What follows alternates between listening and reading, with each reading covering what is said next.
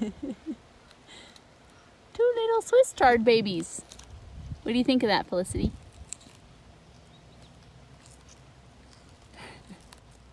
Is this a good place for the garden?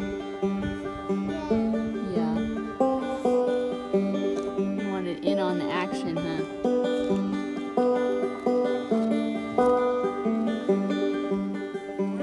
Friends of the internet. My name is Julia Mason. This is Dandelion Dreams podcast, a knitting podcast. Welcome this morning. If you're a returning viewer, thank you so much for coming back. I really appreciate my viewers. I'm excited to see that I have almost 400 subscribers at this point, and that's just really awesome and crazy, and I'm excited to have everyone watching. And if you're a first-time viewer, like I said, my name is Julia. We live in Oregon, and we have sheep, and I actually have a few farm-related things to talk about today. I guess I'll leave that till the end. Yeah, I always want to talk about it at the front, but I think it'd be better to leave it to the end, so if you're not interested in the farm-related topics, you can just be done then. So, anyways, yeah, I just wanted to say thank you everyone for subscribing and liking my videos, and finding me on Instagram and following me there. So I really appreciate everybody, and I'm really excited to be on this journey with you all. So anyways, and you know, it's funny, I haven't thought about it in a while because I always feel uncomfortable asking people to like or subscribe or whatever, but a few podcasts I've watched recently, they've done that and been very intentional about saying like, hey, if you like and subscribe this, it will show up in more people's feeds. And I noticed that I really don't mind when they do that. It doesn't bother me at all. I'm not offended as the viewer, so I guess I shouldn't worry about offending you guys as much. So yeah, if you could like or subscribe if you haven't done that already, that would be awesome, and I really appreciate it. So thanks. And if you guys are interested, you can find me on Ravelry as Dandelion's Dream, and because Dandelion Dreams was not available, and on Instagram as Dandelion Dreams Podcast, and Facebook as Dandelion Dreams Knits. So that is all of that out of the way. Today I have one finished object and one work in progress, and I have some stash enhancement at the end too, which is yarn, which I like, obviously. Alrighty, so I will start out with today. My finished object is baby tube socks. Not really baby, toddler tube socks. I started these a few days ago. I think it was about 4 days of knitting to get them done. I did them 2 at a time, and it's funny because, actually Nicholas painted my nails. He's cool. But anyways, forget what I was saying. Oh, in the beginning of the podcast, a while, like the first 2 episodes, I had stated that I did not like knitting 2 at a time, and it was too much trouble to mess with it or whatever, and I've completely changed my stance on that point, completely, 100%. I think I had just struggled to get cast on correctly, and actually doing toe up is way easier for doing 2 at a time, for me anyways, getting it cast on correctly. So yeah, that's a thing. When I did the sleeves for this sweater, that I actually figured out the 2 at a time thing, and I was like, oh, this is really, really enjoyable. I like working with it. Hi, buddy. My kitty is here. Oh, that's another whole topic. My kitty, he might have to get neutered this week. I know, it's stupid. He should be neutered already, but it stresses me out because I love him like an unreasonable amount, and I'm worried about him getting like an infection or something. It's really dumb. I know, guys, okay? Calm down. But he's inside only, so I'm not worried about him like making kittens. But at this point, he's starting to dart out the door and try and get away, and so it has to be done. Sad. Poor kitty. I just don't want anything bad to happen to him. He's He's not as important as my children, obviously. My kids, like, trump him by far. But, like, on a small level, he's, like, one of my kids where I don't want anything bad to happen to him ever. But anyways, especially because I can't explain to him. I'm not crying, I swear. I just had something in my eye. No, honestly, I'm not. Anyways, what was I even talking about? Tube socks? Yeah. So I did them 2 at a time. I really enjoyed 2 at a time. I do not like doing magic loop when it's something small. Like I just did the magic loop or sleeves on my Ramona cardigan. And because they're set in, I know you can do them consecutively like that. It's possible, but it's really inconvenient. So I did them 1 at a time, and that constant pulling your needles out, or not out, down, and like rotating around is super annoying to me. Like having to do it every round. And 2 at a time, it's like you get to do a whole sock's worth of knitting before you have to turn, because you're doing 2. So anyways, that I really like that. And it's like I like my 9-inch circulars for convenience and for taking them on the road or whatever. I have a pair in the car that I just work on when I'm in town, and they're nice for that, but they make my hands kind of stiff and they are not very fast to work up, in my opinion.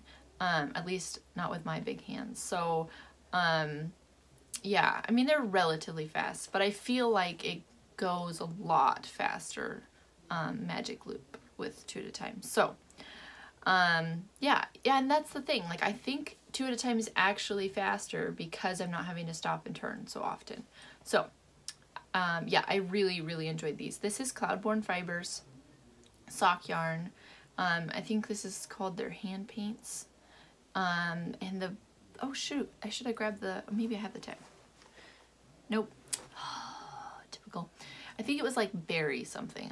I'll try and find the tag again. But yeah, it turned out really adorable in her size. The way that the variegation distributed like really evenly. And I just did them as a tube because I saw someone else had done a pattern for toddler tube socks, because if they they don't outgrow the heel as fast. So at this point, I think her heel, it's like, it hits like right here. No, like there, I don't know. Anyways, but she can continue to kind of grow until they're a little too short because they're quite stretchy. This yarn is really enjoyable. I have not worked with very many commercial sock yarns, and I have paint box yarn as well, and I haven't been super happy with how it wears. Oh goodness, I'm sorry. Yeah, like the first couple times I wore it, it was like really felty and pilly on the back of the heel, and I wasn't doing anything crazy. I wasn't wearing them in like boots or anything. I think I had them in my Tom's like slipper shoes in the house, so I don't know. Yeah, that was disappointing. But this feels so much sturdier, and I have a little bit left. It is like really really stretchy and springy, which is cool. So actually I think I could have knitted these at a higher gauge, like 2.75 I think is the needle that's recommended for it. I knitted them with 2.25, so it's very stretchy and kind of a dense fabric. I might try doing, I bought more of this yarn, but not the variegated, it's just solids, for myself and Nicholas, and so I think when I knit those I might try doing them with the 2.75, or at least do a swatch and see what I think of that. So what I have left after those 2 little cute socks, and this was like the first day I knitted this much, and then the second day I did this much, the third day I did most of this, and oh, shoot, I hear little kids. Nicholas must be up with the girls. And then this bit what I did yesterday, and then cast off. And I tried doing, for some reason I thought I could get away with doing a regular cast off, and ended up having to rip it out and do a stretchy bind off. And I had already bound one off and cut it, so now I have this stupid little spot with a knot that I'm gonna have to deal with because I couldn't get it to felt. I was like, oh well, I'll just felt it together, and I couldn't get it to felt. I mean, it's superwash. Sometimes I can get superwash to felt, but oh well. whatever. I'll weave those in hopefully today. And actually all my tails are woven in except for these because they're too short to use with my tapestry needle, and I just have to cut them. They're super long. But anyways, also I like to use, I wish I knew like who I learned things from on YouTube. Like I wish I could remember off the top of my head what like random people I had used videos from. But this one gal, she has a video for doing Kitchener stitch. Anyways, so when I was learning how to do Kitchener stitch originally, I watched that video, and she weaves in her ends by doing duplicate stitches. And for some reason, like I had never done that before, watching that video, and I was like, oh, that's ingenious. And so you just have to do like 3 duplicate stitches on the back of the work, and it really holds the yarn. It's not going anywhere. So I was like, does everyone do this? Because I had never heard of that before. I mean, I'd heard of duplicate stitch, but I'd never even heard of it or thought of it as being for weaving in ends. And so I'm curious, do you guys all use duplicate stitch for weaving in ends? Because like, was I just totally late to the game again, or is that unique? Because I think it's super genius because it's really fast and easy. And so like I never put off weaving in my ends anymore because I'm like, oh, I get to do duplicate stitch, it's kind of fun. And then I have to do like 3 or 4 of them, and it's not going anywhere. I can trim it really close to the work, and I haven't had anything come out. So yeah, that was just a random tangent. But anyways, those are Felicity's socks. She loves them. She'd been asking me to make her something for a long time, and I think her shawl is going to actually kind of end up being too nice for me to let her just run around and play in. I'll let her wear it a bit at home, but like I don't want her just like to eat food in it because she just makes a horrible mess. So anyhow, so I specifically ordered all the yarn that I got recently because I wanted to find her cute, girly sock yarn that she would love, and that I could make proper wearable socks. Because I have a lot of random things in my stash that are cute and pink, but not durable and not sock weight. So anyhow, so that I ended up getting that, and then I bought a few more things because you can't not, right? And so then I immediately cast on socks for Daisy so they could have matching socks. And these are my balls that I have left. I actually had to wind them by hand because my cake turned into a disaster. So Felicity socks, I cast on 8 stitches and then went up to 48 stitches, and that is a good size for my small-footed 3-year-old. So if you have little people, that might be valuable information to you. I don't know, in a 2.25 millimeter. But I do not like how they look. I think they're too pointy, and like when she wears them, I don't think her feet are shaped like this. I think it would have been better like starting here, so maybe having 11 or 12, not 11, 12 stitches, or maybe 10, but probably 12 stitches would have been better. Maybe 10. Anyway, so I cast on 12 stitches for Daisy's socks, thinking they would be more blunt because, I mean, she's got little fat baby feet. Well, 12 turns out to be a bit too many. It looks a little ridiculous. I don't know. And like the more I mess with it, when I put my fingers in it and stuff, I'm like, oh, that looks silly. But I'm going to try them on her today now that she's awake and see if I think it's horrible. And if they are, I might just start over. I don't know. These have been so fun to knit on.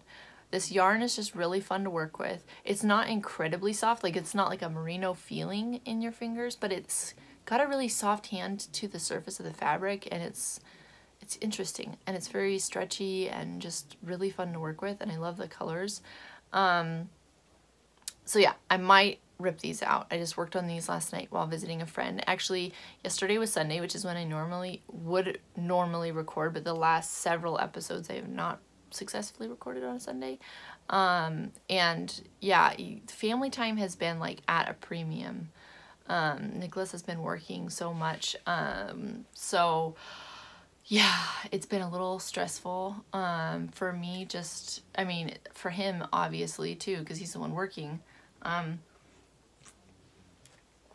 yeah, I just miss him, and the girls miss him, and he's, you know, a lot of times he's been getting home like after their bedtime, and that sucks. Not really a big fan of that. It's been fine. I mean, we've been doing all right, me and the girls, and actually a lot of our, like, I should probably save this till the end, but anyways, family time's been at a premium. So I just kept being like, can I, make time for my podcast today? I feel like if this is in the screen, my face doesn't blow out, so I'll just hold this here the whole time. And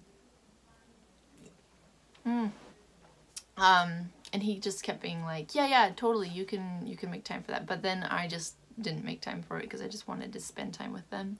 And yeah, so anyways, didn't happen. And then in the evening I went and visited a friend who's in town from out of state, and so that was really awesome and fun to get to see her and her family who I grew up with. And yeah, they're really fun. So I just knitted these while I was visiting with them, and we stayed up until like, I think I was at her place until like 1:30, and I probably didn't get to bed until 2 something. I haven't done that in months. It's not my thing. But I mean, like, it's fun at the time to be visiting with your friends, but then like, oh my goodness, I'm tired. I'm not that tired actually, but I will be tired. I just know. I know. So anyways, yeah, I feel like I've had some like really complicated projects recently. Well, complicated for me. I feel like I talked about them less than I talked about these damn socks. So I've been really enjoying them. They're very fun. I really highly recommend Cloudborne Fibers if you're looking for just like a more affordable sock yarn. They were, I think they're exclusive to craftsy.com, and this hank of this yarn was, it's a 50-gram hank for like $7 because it is the variegated hand paints or whatever. And then the other stuff that I got, I think, was a little more affordable. I mean, even more affordable. It was like, I think it was like $4.50 per 50-gram hank of plain colored ones, and I bought a bunch for Nicholas and I. So onward. All right, my Ramona cardigan by Elizabeth Smith is in here. It's getting quite fat. I am on my last skein. I wasn't sure if I needed that last skein, and I may have gotten by without it, but I think it's good that I had it because I still have the whole button band to put in. It's kind of ridiculous so actually I haven't even started using that cake, so maybe I didn't need it. I don't know what else I have. Yeah, I guess I did need it. Anyways, sorry. I have put in the, well, sleeves and collar or neckband, and I'm very pleased with how it is turning out. And it's fairly soft. It has like a soft halo, but at the same time, like against my skin, my arms and stuff, it's a little bit scratchy, but I will get used to it, I think, and or wear it over a long sleeve t-shirt. So I've done a lot of modifications to this sweater, which is really funny because last episode I was going on and on about how it's like the simplest knit ever and just mindless and blah blah blah, and it kind of is. I just am really terrible at reading patterns when I am expecting it to be a certain way. So I think it was like decrease. Anyways, it was not very many decreases in the sides, and I assumed it meant repeat the decreases every 8 rounds, but it meant like repeat just the knitting, plain knitting. Anyways, so like every 8 rounds I decreased on the sides, and I showed you in the last episode without realizing I had made a mistake yet.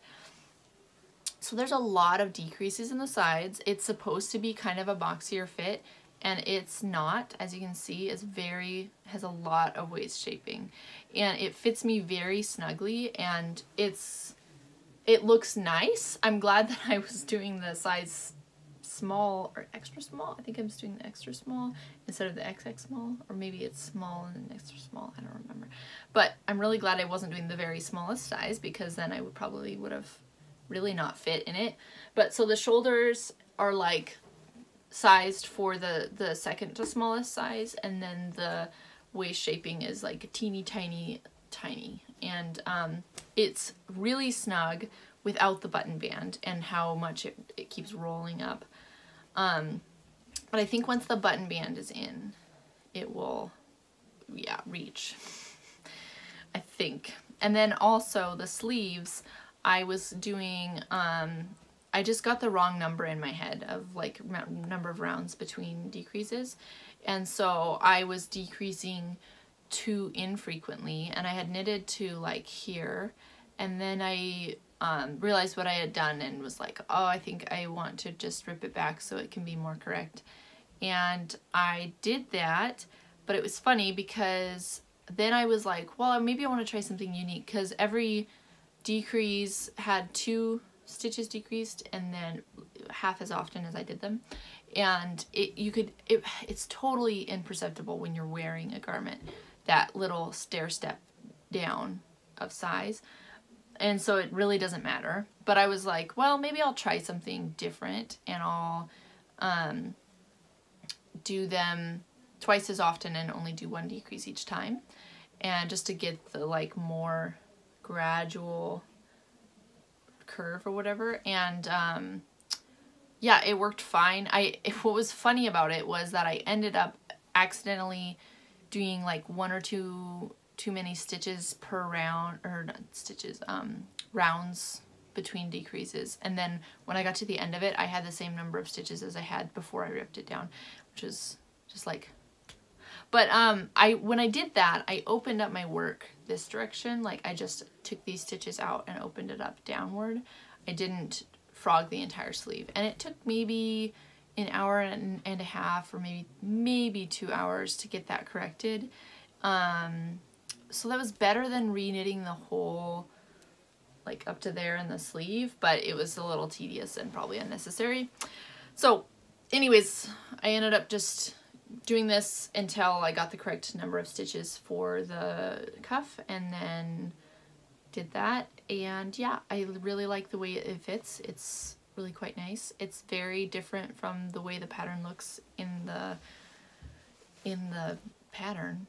I mean, yeah, you know what I'm trying to say. So I'm thinking, that's Nicholas. Are you still recording? I am. I don't know if I'll edit that out or not. But anyways, I forget what I was even saying.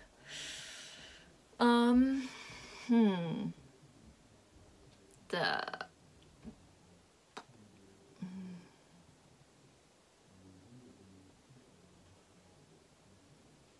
forget. Oh, okay.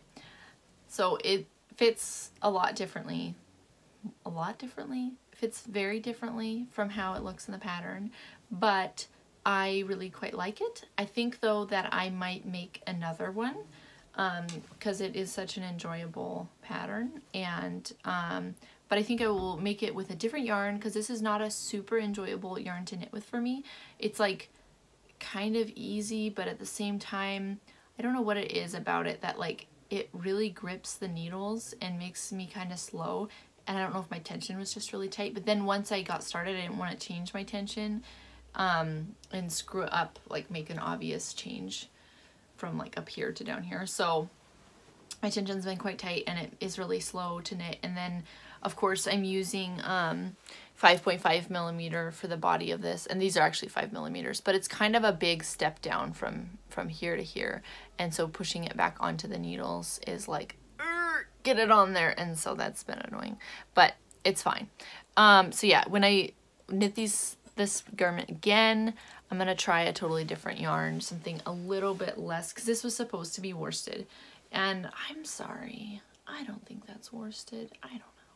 It's very thick. It's very thick. I have other worsted yarn that I'm going to knit, like the Agatha or Attica, I don't remember, sweater out of, and it's not the same gauge at all. Like, this is way fatter. So anyhow, yeah, that is that. I think maybe I'll be done today or tomorrow. I don't know. I don't want to make any promises. I have a lot of things I need to be doing, And so yeah, I think I'll be getting done fairly soon.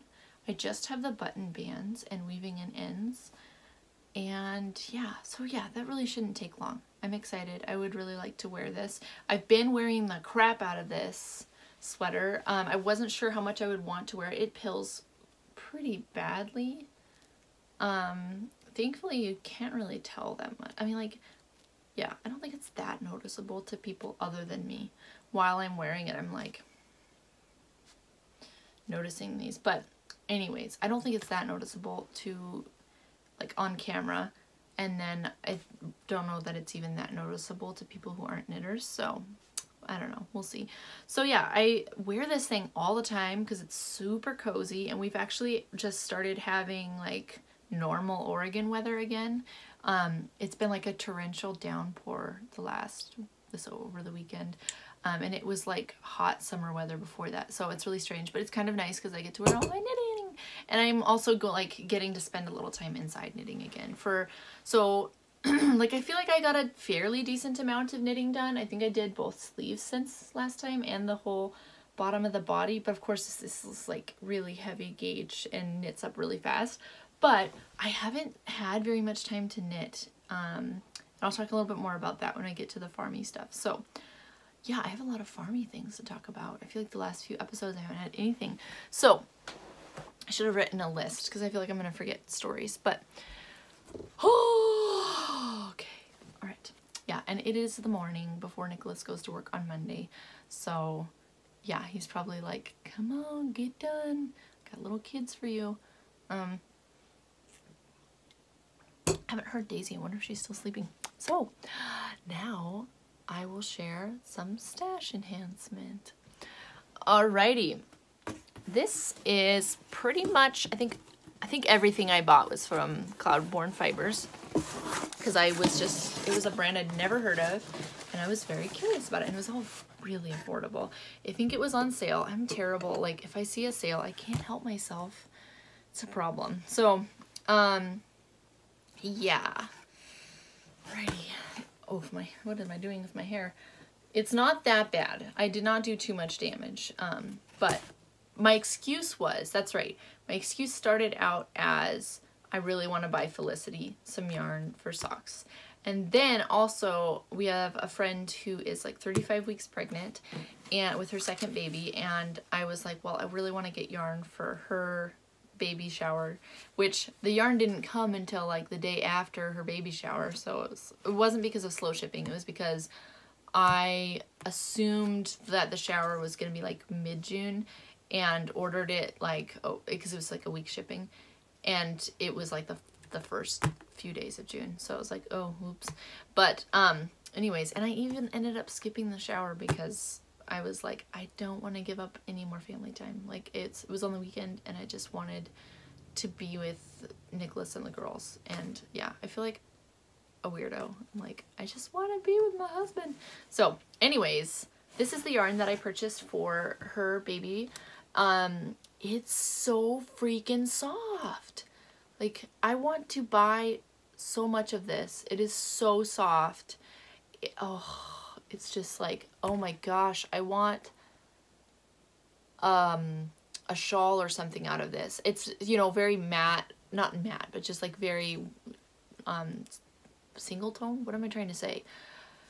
So I would need to do probably like a multicolored shawl or something to make it a little more interesting, or at least like very lacy or something. But it's just so freaking soft. I love this yarn, and it's supposed to be sport weight, and I suppose it is. You can see it there. It has a lot of air in it, so it's almost feels like fingering weight to the hand. But yeah, very, very, very, very, very soft. So I bought, I think, three of these guys, because I want to make her, Quill, if you're watching, stop it. Sorry, that's too late. But anyways, I'm sure she's not. But anyways, I want to make her like a little baby jumper. If I were British, I would call it a jumper, but here we call it a sweater. A little sweater and these adorable baby pants. I don't know who they're by. They're just really cute, and I think they're a free pattern. and they're just like little stretchy leggings for babies, and I really want to make them just because they look really fun.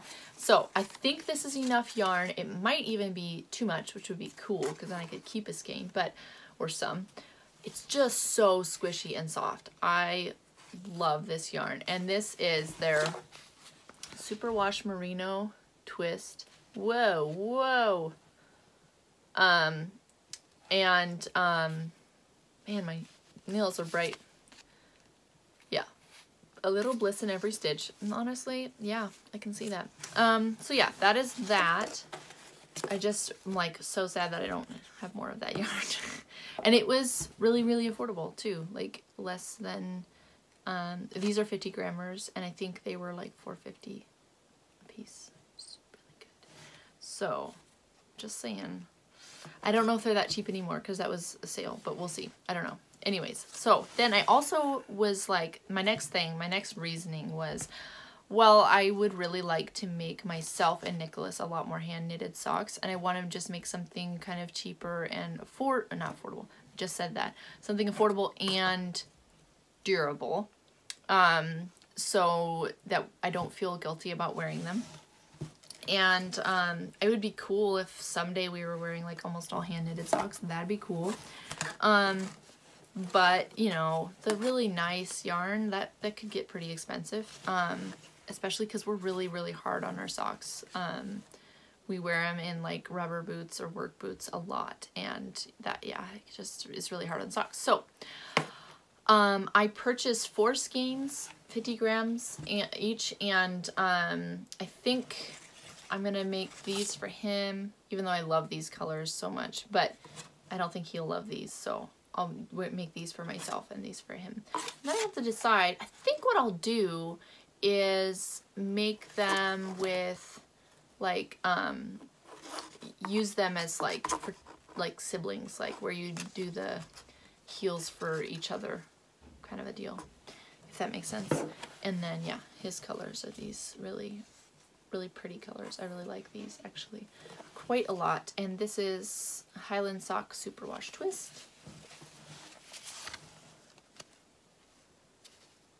Cloudborn? Nope. Yeah. Yep. And let's see. It's interesting. I feel like maybe this isn't quite as stretchy, but it's, I mean, I can't get a good length of it out of here. Maybe it is. We'll see. We'll see how the handle of it is in comparison to the like bright yarn, if it's a different base or if it's the same. I hope it's the same because I really liked working with that. So, ooh, hopefully there will be lots of socks in future episodes for you guys to view. So then, lastly, I just ran across this randomly, this fingering weight Highland yarn. So it's not like incredibly soft. It's not merino. But it was like $5 per 100 grams. I'm a sucker for a deal. I don't know what's wrong with me. I think it was just like the way I was raised. So I couldn't help myself. I was like, well, I could make something fun with this. And I'm not really sure what I'm going to do with them because the colors were very limited. Most everything was sold out of these except for the colors that I got basically. And they didn't have anything light. So they're all the same kind of like level of intensity. Does that make sense? I guess this is slightly lighter than the other ones, so maybe I could do it, but it doesn't translate as that bright in person.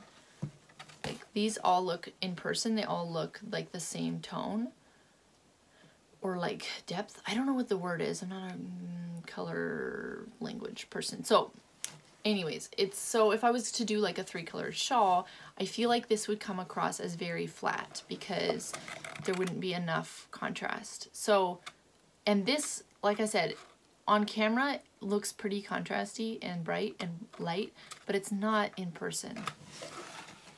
Not as much. I mean, it is a little bit when you look at it from the light side, but it's not nearly as bright as it's showing up. So these are all really cute colors. I like them all. I just don't know what I'm gonna do with them. So ideas are welcome. I'm thinking I might need to just purchase a skein of like whiter or lighter or something brighter to go with these, and then do like these guys and a lighter color, or these guys and a lighter color or something. I don't know. I've thought about doing the Oracle shawl. I had like no interest in it originally, not because it's not beautiful, but I just didn't really feel like knitting something so huge because it's a circular shawl. But I didn't realize, like, I guess the pattern, you can knit it as a half circle, and that seems a lot more appealing to me. And then I watched a friend's podcast. I say friend, I don't know if she'd consider me a friend, but we have chatted a little bit. If you're like nice and a knitter on the internet and you talk to me, I'm like, you're my friend. So anyways, she has a podcast called Clogs in Africa, so you can check her out. She just started. I think she has 2 episodes up now. And it's just really interesting because it's a completely different perspective from where I'm coming from. And but she also is into horses, and that's really cool. So I feel like I can really relate to her, but she's also in like a completely 100% different situation than I am in, so that's neat. And she made the Oracle shawl recently, and it was beautiful, and it just made me really want to try it. And I also, now I'm starting to get like the curiosity about brioche, and I'm like, ooh, maybe I want to try that. But we'll see. I watched a video by Vine and well, Yarngasm podcast, and so I watched her instructional video on brioche, and I was like, oh, that makes sense. Like, I've always expected it to be a lot more confusing than that. I'm sure it's way different actually doing it, making your hands cooperate, but conceptually she made it make sense. So it was like, oh, okay, I think I can do this. So we'll see. I will probably utilize her videos when I actually go to try it. So, okay, that is my haul. That's actually quite a lot of yarn. And I still have 2 skeins of cotton to make my linen top, and then I have 400 or 500, I think 400 grams of yarn for my next cardigan, and that is a similar color to this. So I'm super excited to start that. So I think I'll probably do my cotton top next, but I'm not sure. And then I also have like, I have the leftover rainbow yarn from when I did my sheep shuffle mitts, and it's like a rainbow of mini skeins basically, and I only used I think like 15 yards per color for those mitts. And so I'm thinking about, my yarn is taking on a life of its own. It's making creepy sounds. Okay, I'm thinking about making that rainbow yarn into a shawl for Felicity. Like, I just think that would be adorable. And maybe I will use like that gray. Where did it go? I can't see, my hair's, nope, that's purple. Maybe I will use this as like an in-between color for the rainbow colors and make her like a little play shawl, like something she can actually wear and do whatever she wants with. I should probably, this is actually not super wash, so that might be a little difficult. But you know what? A lot of times I end up hand washing her clothes before they go in the wash anyway, because she gets them so incredibly saturated with food. So it might not be the worst thing in the world. So anyways, I just can't decide what I want to do next. I want to knit all the things right now, which is exciting. I had a very, very brief little loss of motivation with knitting because I was knitting pretty monogamously on this, and like I said, the yarn is not my favorite thing to work with. It's fine, but it's just not super exciting and enjoyable. Like, it's weird how like certain yarns, as you're knitting them, are just like filling you with joy. Like, I don't, it sounds so weird, but like, it's true. Like, the socks that I knit for Felicity was just like so enjoyable. It was like candy. It was like just really awesome. So I had kind of missed that, and I didn't realize that that was what was going on with this, because the pattern and everything is not that, it's not bad, and it's, I mean, it's a little bit of stockinette, but I like stockinette, so I don't, and the socks are stockinette, so I don't, it wasn't that, it was, I think, just the yarn, and like the handle of it was very stiff and slow and tight. So anyways, and but I've enjoyed working on this. So Like I was just getting tired of the same thing all the time. So that is that. And another reason I kind of got, oh, I'm tired, sorry, out of my knitting mojo was that we had a lot of like farm related things going on. So a week ago, Whiskey, our dog, is bred, and she is due in about a month to have puppies, and so we needed to get a video of her working cows before she got too pregnant to really work safely, especially on cattle. They can be really, really hard on dogs. So we have 3 cows. We're not cow raisers. We have dairy cows that that is a whole other thing. If you want to watch my second episode, I talk a bit about our cow situation, what's going on with that. So anyways, my sweet mama cow, who I'm very attached to, we're going to try and breed her this summer. And if she successfully holds a calf, then hopefully we will be milking her next year. But I just don't have a lot of faith in it. Like, we've had so many issues with her, and this might be her last year if she can't produce a calf. She hasn't had a calf in like going on 3 years. That's kind of absurd. The last time she had a calf, I milked her for more than a year. So it's really like a year that she hasn't been producing. But it's just, yeah, that's a long time. And she slipped a calf last time she got bred. So she didn't get bred right like for a long time after her last calf, because we were living in Washington and we didn't have very good access to an AI specialist, which is artificial insemination, and we didn't have a bull. So we were living on someone else's property and couldn't get a bull. So anyways, we went down to the lease property where they are and with the dogs, and worked Whiskey and Poppy on them. And I always feel bad for my cows. I'm like, don't run my cows around. Like, I like them and I don't want them to be run around. And it wasn't like crazy or anything, but they were definitely tired and, you know, blowing a little bit by the end of it because it was pretty warm.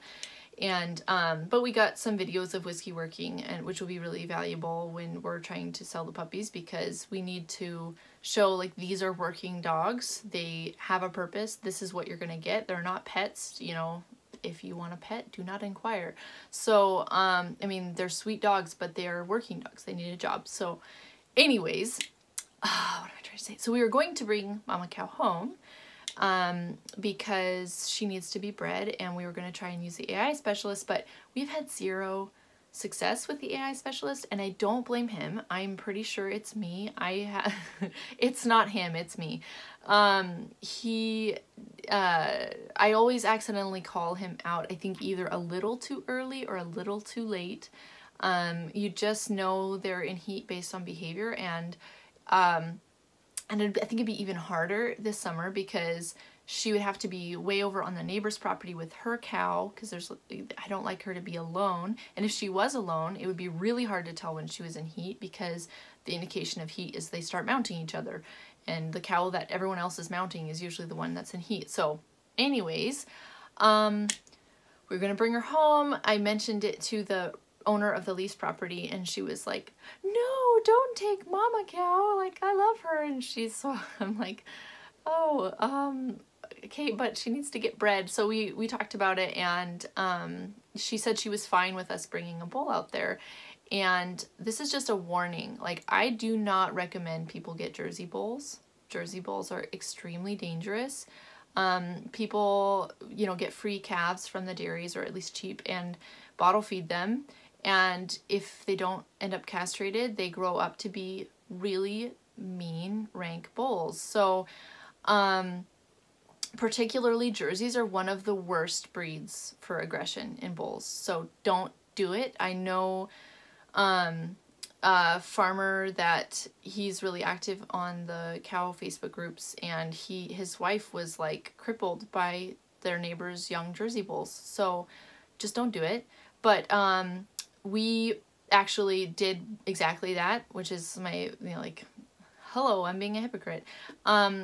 We purchased a bull that was 9 months old, so he's like teeny tiny. He only weighs a few hundred pounds, if that. And he will hopefully be able to, I don't even know if he'll be big enough to breed them by the end of summer. It may be middle of winter before that happens. So yeah, he's pretty tiny. I didn't expect him to be so tiny when I went to pick him up, but we just decided it would be cheaper and less work for us because we wouldn't have to bring the cow here and watch her really closely. And since I'm going to be really busy these next couple of months with just social engagements, honestly, that it would be easier just to put a bull out with them. And then the person who owned the property said that was fine. She didn't care. There was, you know, the neighbors had their bull out on their property all the time. So anyways, so yeah, this bull is 9 months old, very scrawny and tiny, and hopefully he'll get good and fat out on grass with them and be able to breed by the end of summer. And if he's big enough at the end of this summer, we'll butcher him, but I kind of doubt he will be big enough to butcher until next summer, which is a little bit of a bummer. I didn't really want to have another mouth to feed this winter, but we'll see. We'll see what we end up doing. He's just very small and very, like, that's the thing. He's very tame, and that's not good. That makes an animal dangerous when they're a bull because they don't have any healthy fear or respect for you. So we're just going to be very cautious around him, and the first indication of any sort of aggression, he's going to get butchered. Because you can't keep Jersey bulls around to be a menace. So anyways, they're just not safe. So anyway, Sunday we did that work with the cows, and then like right after that visit, I looked on Facebook, found a bull for sale, and then like the next day drove down a couple hours south to pick him up, and he was just like very affordable and could probably get the job done, and so it was kind of a quick decision and just went and did that. So yeah, driving 2 hours to with a trailer and a dog and 2 little kids by yourself can be kind of daunting. Like, and I had to get the oil changed on the way down, and it was just like, it was fun, kind of. Like, I had an okay day, but I felt really bad for the girls. They were just really over it by the time we got home. We left in the late morning, early afternoon, and we didn't get home till like close to bedtime, just because you have to stop a lot more than you would when you're by yourself. And then I had to like drive to the lease property and drop them off instead of coming straight home. So anyways, it was a long day, and I feel like I've not caught up with anything since then. It's like one day of not doing my regular routine, and I feel like I'm way out of whack. And the other thing was actually Saturday, the day before we worked cows, we rented a rototiller in Nicholas, which we've never really rototilled. We always just do like heavy mulch and a lot of hand weeding and stuff in our garden. But we finally got to the point where our garden is really large this year and very overgrown. And we just got to the point where it was like, if we don't till this year, it's not getting done. We're not going to have a garden at all. So, because it's too much to hand start at this point, this late in the season. So, I feel so bad. He works his butt off all week, and then on the weekends he gets to do more work. Yay. So he spent an afternoon, like, I think it was Saturday afternoon. No, that was Sunday. I got my days reversed. But anyways, Sunday he rototilled the whole garden for me, and it's awesome. And so now I'm just trying to take any time that I can scrounge up in the day when Daisy's sleeping to go out there and just like, what I'm doing is basically scooping the soil into mounds, and those are going to be our planting beds, and then the ditches in between will be our walkways. So kind of just like forming more permanent beds. We've never done that, and we've been super unorganized, and it's made it really hard to manage. So I'm trying to be more intentional and more on top of it this year. So I'm actually getting somewhere. I'm pretty close to done forming all of the beds, and then I can start planting and we can get going. We're kind of a little bit on the late end of things, but I'm excited. I thought we weren't going to be able to get it done this year, so that'll be cool. So yeah, all of my spare time has basically been going into that, or trying to catch up on house cleaning, or that trip down to get the bowl.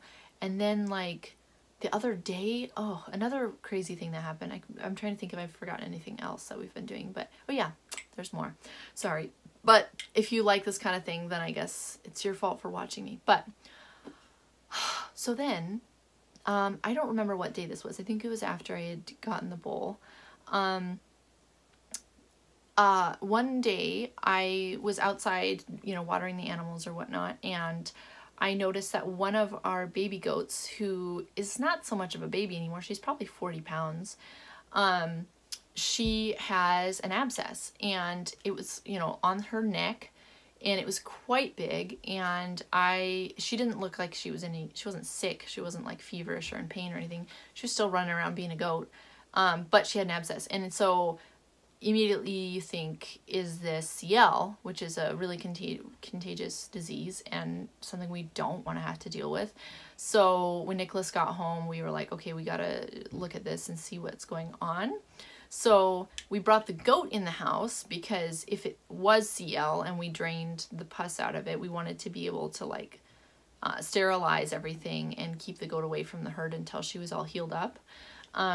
It didn't end up being CL because I guess from what we read, and I'm no expert, if it was CL, the pus would have been cloudy, and so a clear pus in a abscess indicates that it's not CL.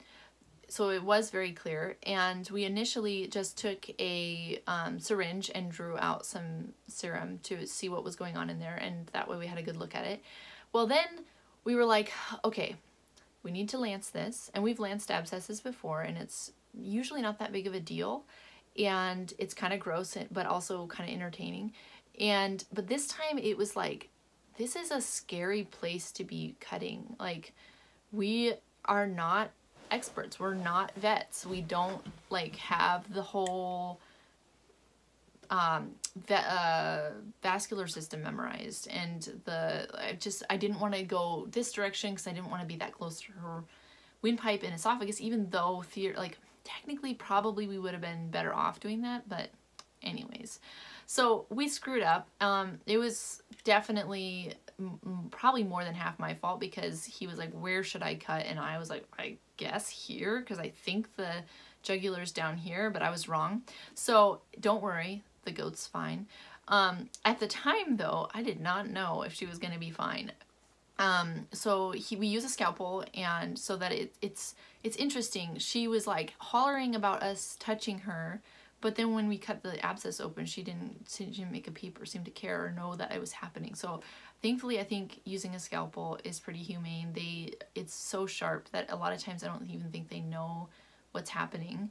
And so he was having a really hard time breaking into the capsule. So when you get an abscess, it will create like a walled off capsule to try and contain the infection and protect the rest of the body, and that can be really tough to break into sometimes, and it can also be deeper than you expect. So there was a lot more soft tissue on the outside of it than we were expecting, and he's, you know, trying to get a little bit at a time, not go too crazy, and you know, he finally got into the capsule, but at the same time he nicked the jugular. And so it was like streaming blood and pus out at the same time. And it was really hard to know, is this bloody pus? Because that can be, you know, that happens. Or is this blood and pus? And I mean, we came to the conclusion it was blood, like she was bleeding.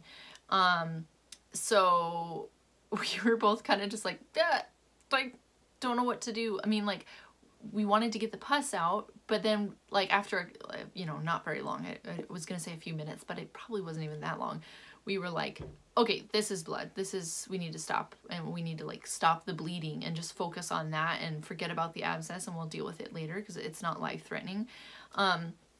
So we put, you know, cotton and compression, and while we were holding pressure on it, it wasn't bleeding, it was fine. So we just sat there, and it was like, the evening is our like one time to get to see each other and hang out and relax, and this is what we're doing, and it was just like, oh my goodness. So we're just sitting there holding pressure on this poor goat, and it took quite a while to get it to stop bleeding enough that you could remove the bandage and it wasn't bleeding. But we ended up, you know, putting something on it and wrapping it so that it would keep pressure on it so she wouldn't like move and dislodge the blood clot and bleed out in the middle of the night or something. So we finally got it sorted out, got it wrapped. It was really hard to wrap because she, you know, it would restrict her breathing if you did it too tight. So it was stressful for me. Like, it wasn't that big of a deal, but at the same time, it's like, I don't like to see animals in pain, and I want them to be healthy and for everything to be good. So I just felt stressed out. So anyways, oh, I'm running out of time. So I need to go, but all that said, the goat's fine. And yeah, I have other farm stories, but I guess I'll have to wait till next time because my time is up and Daisy is awake. So thank you guys so much for watching. I'm sorry for the crazy rambliness of my episode today. I'm kind of shocked that I am actually awake this time because I've been like half asleep for the last several episodes that I've recorded, and this is the first one that I actually have energy. And I don't know, it's weird because I barely slept last night. But anyways, I really appreciate you watching. And like I said at the beginning, if you didn't hate this, I mean, if you did hate it, that's fine. You can just pass on by. But if you enjoyed this episode, please like and subscribe. That would be awesome. I would really love to meet more people. And yeah, and feel free to comment and tell me what you thought. And yeah, any advice, any pattern suggestions or ideas for the yarn that I bought, all that would be great. So thank you guys so much and have a great day. Who's that for?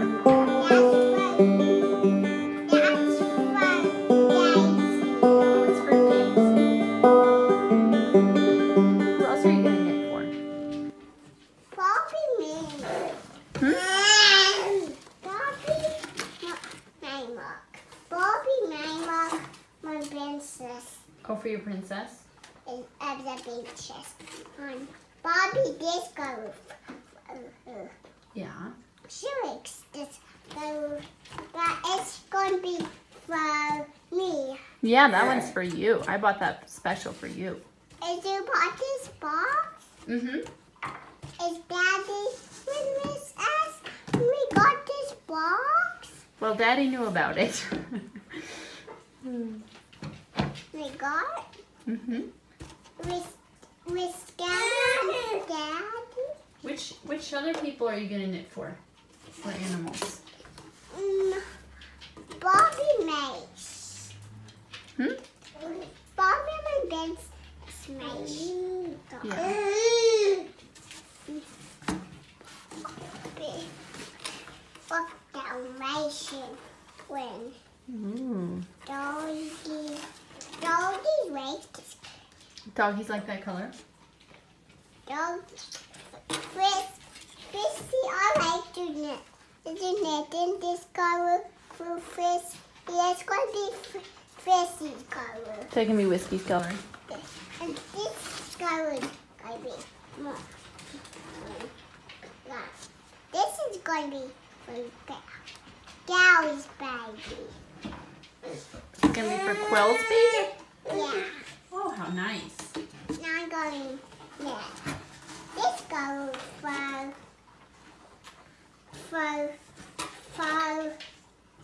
somebody's puppy. For somebody's puppy? Yeah. For Princess's dog. Yeah. This is going to be, it's going to be good. Mm-hmm. And this is going to be for Ben's. But Gamma's going like it. I'm going to knit it for Gamma. Oh, wow, so nice. I'm knitting this one for mine for Fritzy. Yeah. It's going to be a big one. I'm going back. But I'm going to knit this one first.